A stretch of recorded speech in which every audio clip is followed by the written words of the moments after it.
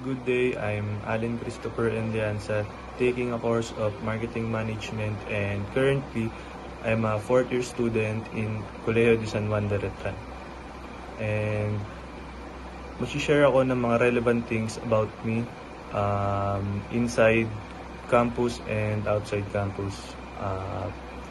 First of all, pag nasa loob kami ng campus, especially mga fourth year student, ang punta namin lagi is nasa library.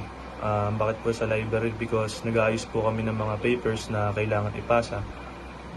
Kasi kailangan on time yung pagpasa ng mga requirements namin. Kasi OJT na, and mas mahigpit yung protocols when it comes sa pagpasa ng mga requirements. Then pag tumatambay naman kami,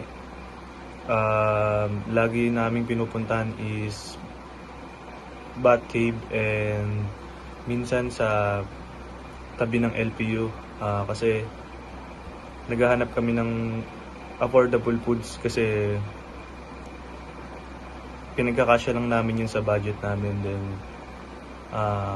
when outside campus naman, pag nasa bahay ako, ang usually ginagawa ko is mostly nagbabasketball, and kung wala naman ako sa court, kung walang training, usually ginagawa ko manood lang ng movie. And kapag may mga pinapagawa na example, mga assignment, ayun, mas binibigyan kong oras para matapos ko agad and gumawa rin ng mga ibang bagay na outside school.